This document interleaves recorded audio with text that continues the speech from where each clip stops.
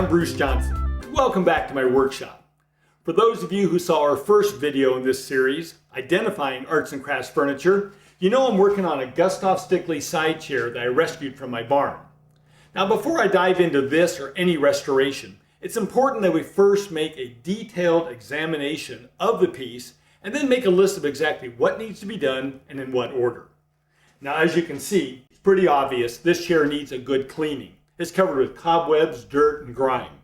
Now that's going to be the subject of video number 3, so we're going to leave it at that for right now. Now the fabric on this chair seat is not original, so that's on my list for that to come off, but these pyramid tacks are original to the chair, so we're going to be very careful to remove those, label and save them, put them back on when we put on our leather seat.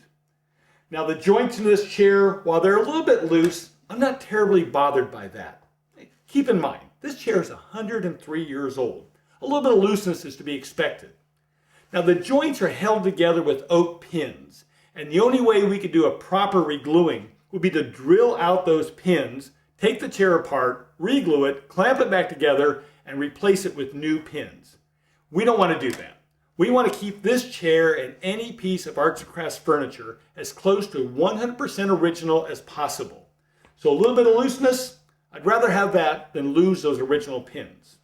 Now the question then becomes, what about the finish? Is this an original shellac finish beneath the dirt, grime, and cobwebs?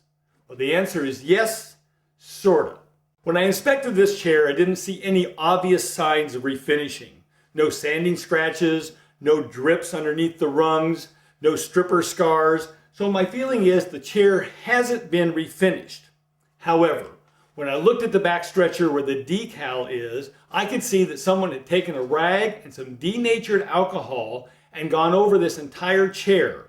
But when they got to the shop mark, they worked around it, leaving the original finish intact there. So that tells me the finish has been messed with, but we've still got some original finish to work with.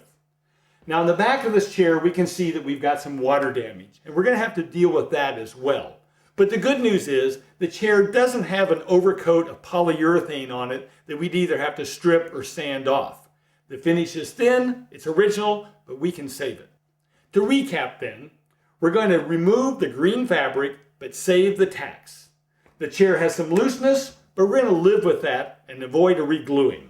As far as the finish is concerned, it is original, so we're going to clean and save it. Now all that's going to be covered in our next videos, so please come back and join us then.